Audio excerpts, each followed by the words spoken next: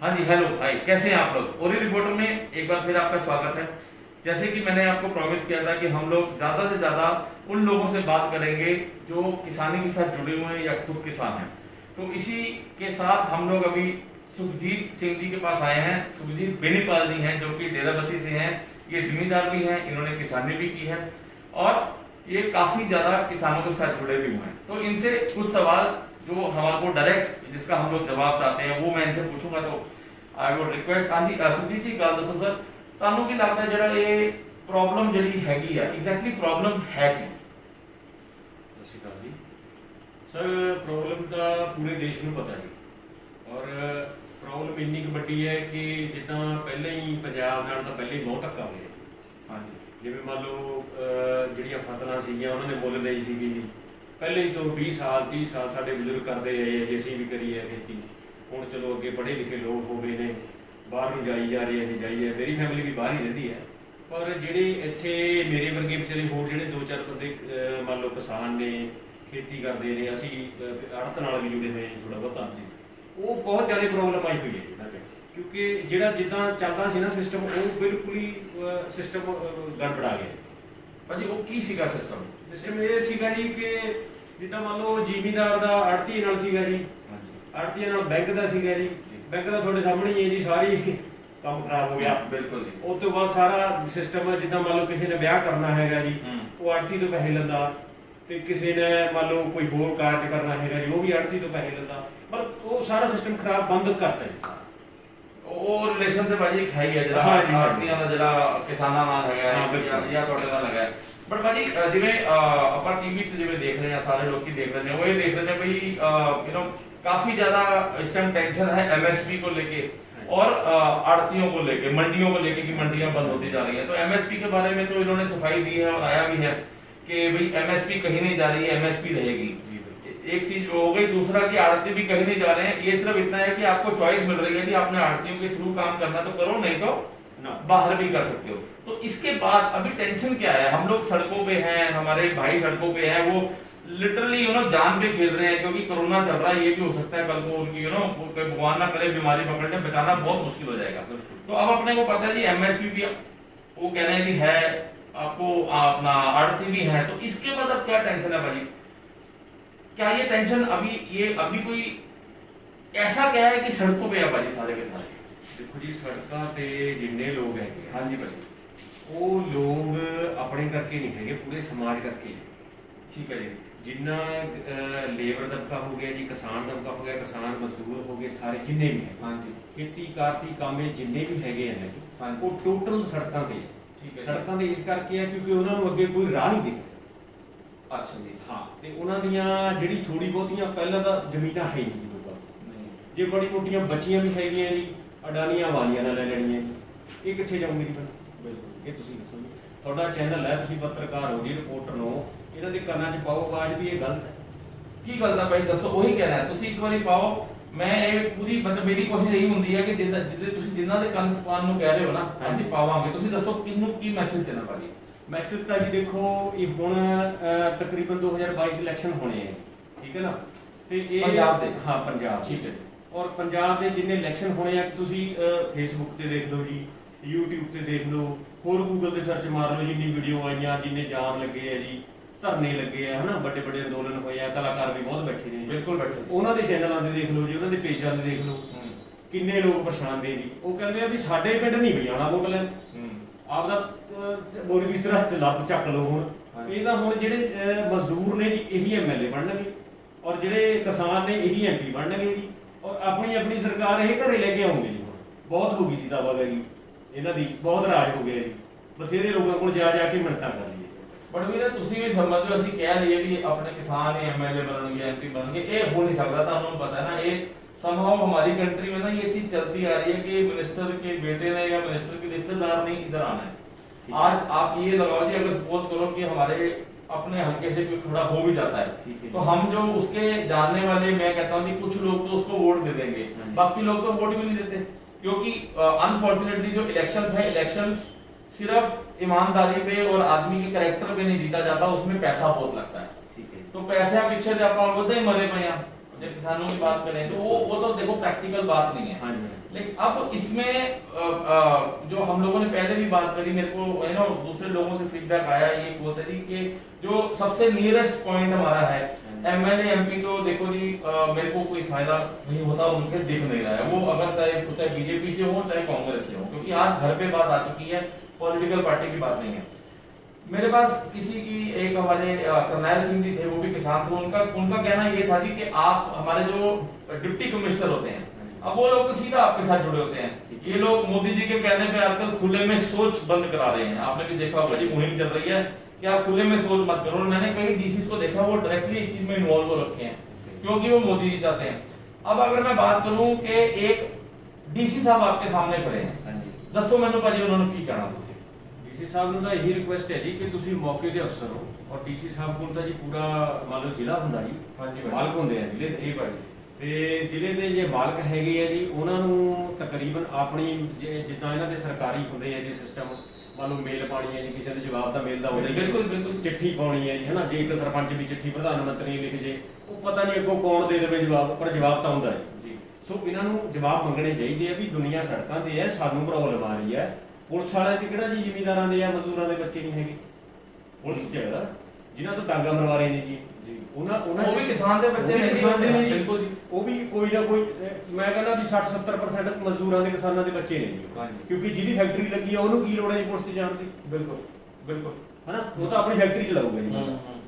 ਹੁਣ ਇਹ ਜੇ ਕਹਿਣ ਵੀ ਹਾਂ ਵੀ ਅਸੀਂ ਪੁਲਿਸ ਤੋਂ ਇਹਨਾਂ ਨੂੰ ਕਟਵਾ ਦਾਂਗੇ, ਇਹ ਕਰ ਦਾਂਗੇ, ਉਹ ਕਰ ਦਾਂਗੇ, ਕੋਈ ਵੀ ਬੰਦਾ ਆਪਣੇ ਪਿਓ ਦੇ ਤਾਂ ਸੈਫਟੀ ਮਾਰਨ ਤੋਂ ਰਿਹਾ ਨਹੀਂ ਜੀ, ਹਨਾ, ਤੇ ਉਹ ਤਾਂ ਸੜਕਾਂ ਤੇ ਆਉਣਾ ਹੀ ਆਉਣਾ ਜੀ, ਉਹਨਾਂ ਨੇ ਇਹਦਾ ਹੱਲ ਲੱਭਣਾ ਪੈਣਾ।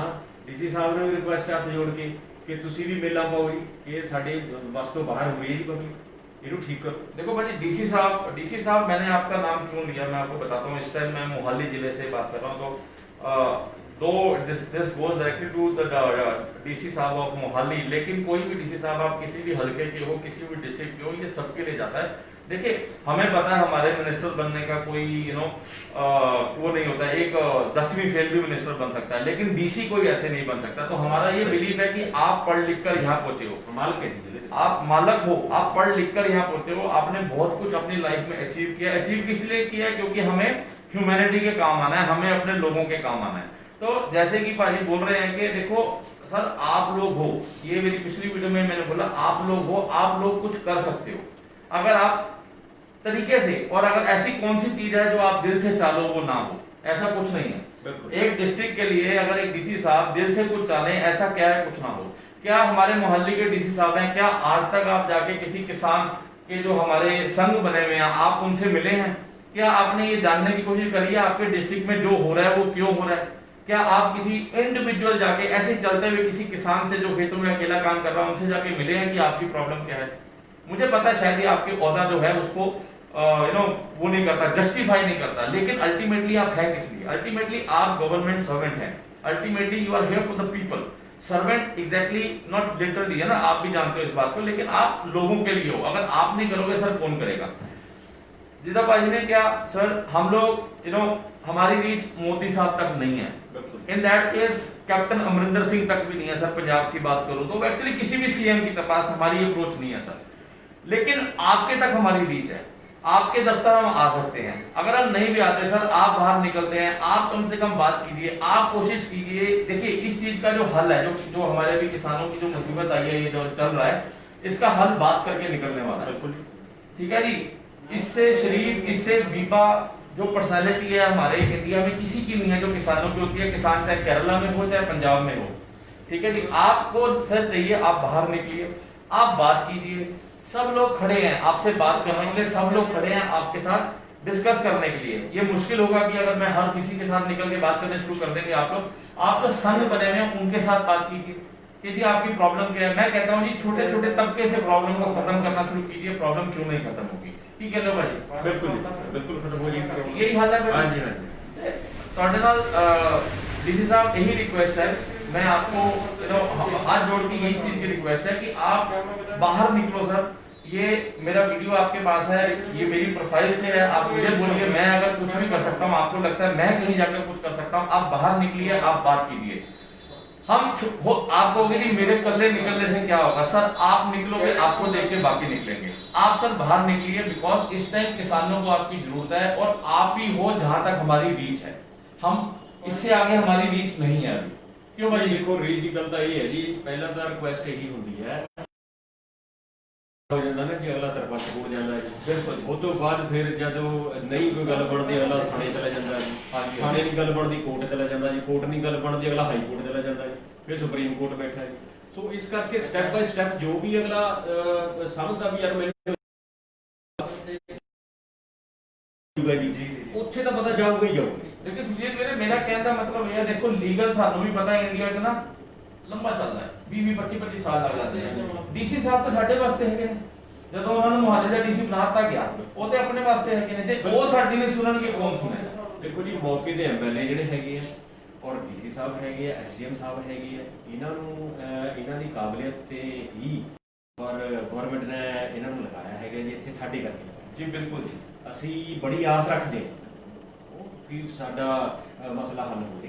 ਜੇ ਸਾਡਾ ਮਸਲਾ ਹੱਲ ਹੋ ਜੇ ਅਸੀਂ ਕਿਹੜਾ ਜੀ ਕੋਈ ਪਾਗਲ ਤਾਂ ਹੈ ਨਹੀਂ ਸੜਕਾਂ ਤੇ ਤੁਰਿਆ ਫਿਰੂਗਾ ਜੀ, ਹਨਾ ਨਹੀਂ ਨਾਰੇ ਮਾਰੂਗਾ ਜੀ, ਦੂਜੇ ਦੇ ਖਿਲਾਫ ਬੋਲੂਗਾ, ਇੱਕ ਦੇ ਬੰਦਾ ਚੰਗਾ ਬੋਲਣਗੇ। ਤੁਸੀਂ ਨੋਟ ਕਰ ਜਾਣਾ ਗੱਲ, ਤੁਸੀਂ ਸੋਸ਼ਲ ਮੀਡੀਆ ਤੇ ਦੇਖੋ ਜੀ ਵੀਡੀਓ ਖੋਲ ਕੇ, ਅੱਜ ਤੱਕ ਕਿਸੇ ਨੇ ਪ੍ਰਧਾਨ ਮੰਤਰੀ ਨੂੰ ਪ੍ਰਧਾਨ ਮੰਤਰੀ ਜੀ ਕਿਹਾ? ਮੈਨੂੰ ਤਾਂ ਲੱਗਦਾ ਨਹੀਂ ਜੀ ਕਿਹਾ ਕਿਸੇ ਨੇ।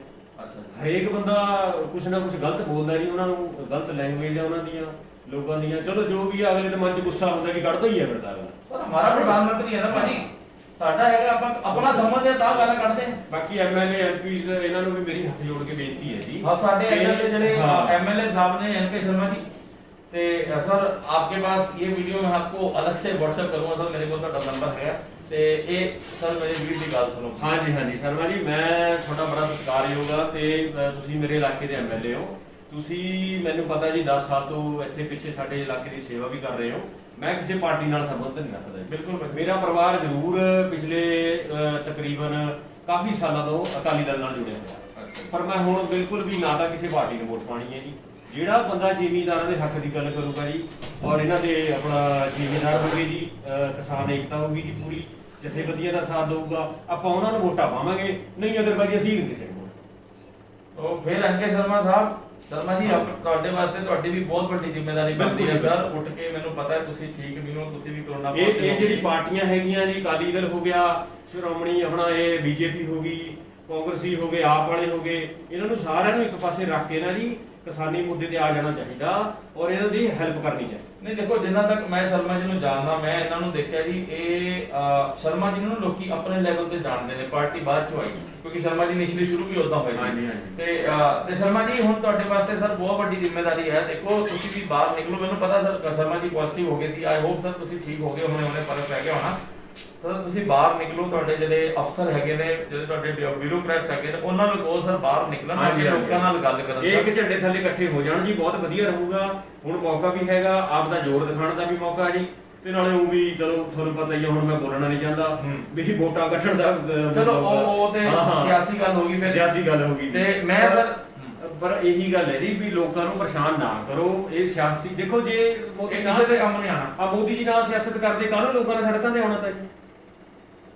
ਲੋਕਾਂ ਦਾ ਫਾਇਦਾ ਕਰਨ ਵਾਸਤੇ ਪੂਰੇ ਸੰਸਾਰ ਦਾ ਨੁਕਸਾਨ ਕਰਦੇ ਨਾ ਜੀ, ਇਹ ਚੱਕਰ ਹੋ ਗਿਆ। ਹੁਣ ਇਹਨਾਂ ਨੂੰ ਇਹੀ ਬੇਨਤੀ ਹੈ ਜੀ ਆਪਣੀ, ਤਾਂ ਹੋਰ ਸਰ ਮੇਰੀ ਵੀ ਸਰ ਤੁਹਾਡੇ ਕੋਲ ਹੈ ਵੀ ਨਹੀਂ ਵੀ ਯਾਰ ਕਿਸੇ ਨੂੰ ਆਰਡਰ ਕਰ ਦਈਏ, ਆਪਾਂ ਤਾਂ ਬੇਨਤੀ ਕਰਨ ਜੋਗੇ। ਬਿਲਕੁਲ ਭਾਜੀ ਅਸੀਂ ਬੇਨਤੀ ਕਰ ਸਕਦੇ ਹਾਂ, ਤੇ ਸਾਡੀ ਵੀ ਡੀਸੀ ਸਾਹਿਬ शर्मा जी यही बेनती है सर, ਤੁਹਾਡੇ ਕੋਲ एक वीडियो जिस भी राह से पहुंचेगी मेरी आपके पास डिटेल जरूर पहुंचेगी। आप चाहो मैं आपके बीच में ब्रिज बनने को तैयार हूँ, भाई हैं इनके साथ संग जुड़े हुए हैं, हम आपके साथ, आप आइए, आप बैठिए, आप जो एक्चुअल प्रॉब्लम है उसको समझिए एंड इसका हल निकालने की कोशिश कीजिए, क्योंकि अगर आप कोशिश करोगे मैं नहीं मानता कि ये नहीं हो सकता। तो थैंक यू भाई, थैंक यू सो मच, है ना, बहुत बहुत थैंक यू ਤੁਹਾਡਾ ਸਰ, ਤੁਸੀਂ ਗੱਲ ਕੀਤੀ, ਬਹੁਤ ਜ਼ਰੂਰੀ ਹੈ ਸਰ। ਕੋਸ਼ਿਸ਼ ਇਹੀ ਸੀ ਕਿ ਲੋਕਾਂ ਨੂੰ ਨਾ ਜਿਹੜੀ ਐਗਜ਼ੈਕਟ ਪ੍ਰੋਬਲਮ ਹੈ ਨਾ ਉਹ ਪਹੁੰਚੇ। ये बाकी खबरों जो खबरें आप दिल्ली बैठे आपकी प्रॉब्लम क्या बता सकते हैं, ਤੁਸੀਂ ਵੀ ਭਾਜੀ ਸੋਸ਼ਲ ਮੀਡੀਆ ਤੇ ਜਿੰਨਾ ਵੀ ਜਦੋਂ ਸੱਚ ਹੈ ਨਾ ਜੋ ਉਹ ਦਿਖਾਇਆ ਕਰੋ ਜੀ। ਬਿਲਕੁਲ ਫਿਰ ਮੇਰੀ ਉਹੀ ਤੁਹਾਨੂੰ ਬੇਨਤੀ ਹੈ ਜੀ, ਕਿਉਂਕਿ ਦੇਖੋ ਸਾਰੇ ਬੰਦੇ ਹੁਣ ਨਾ ਉਹ ਕਹਿੰਦੇ ਮਜ਼ਾਕ ਬਣਾ ਦਿਆ ਜੀ ਸੋਸ਼ਲ ਮੀਡੀਆ ਦਾ, ਤਾਂ ਮਤਲਬ ਜਿਹੜੇ ਚੈਨਲ ਹੈਗੇ ਆ ਜੀ, ਅਖਬਾਰ ਹੈਗੇ ਆ, ਅਸੀਂ ਸਵੇਰੀ ਪੜ੍ਹਦੇ ਵੀ ਹੈਗੇ ਆ, ਸਾਰੇ ਦੇਖਦੇ ਵੀ ਹੈਗੇ ਆ ਜੀ, ਹਨਾ। ਸੋ ਅੱਛਾ ਮੈਸੇਜ ਲੋਕਾਂ ਤੱਕ ਜਾਏ ਨਾ, ਉਹੋ ਜਿਹਾ ਮਤਲਬ बस मैं वही पूछने आया, ताही मैं ये शुरू किया था हाँ, थोड़ा, हाँ। ताही क्योंकि यही चीज बर्दाश्त नहीं होती थी घर बैठ के, बिल्कुल जी। कोई करे अपन ले लिए। थैंक यू सो मच भाई। Okay. Thank you so much जी। ओरिएंट रिपोर्टर देखने के लिए इस वीडियो को आप शेयर करना। एंड अगर आपकी, मैं फिर से दोबारा से वो बोलूंगा, अगर आपके लिंक में कोई नेताजी हैं, कोई ब्यूरोक्रेट है, आप उनके साथ ये वीडियो जरूर शेयर करना ताकि उनको पता लगे कि जो हमारे यहाँ की जनता है, जो हमारे यहाँ की आम आदमी है, वो चाहता क्या है। तो आपके लिंक में कोई भी नेताजी हो, कोई ब्यूरोक्रेट हो, कोई ऐसा इंसान जिसके कहे पे फर्क पड़ सकता है, आप उन तक भी इस वीडियो को जरूर पहुंचाना। Thank you so much for watching Orient reporter, and मैं आपसे जल्दी फिर से मिलूंगा। शुक्रिया।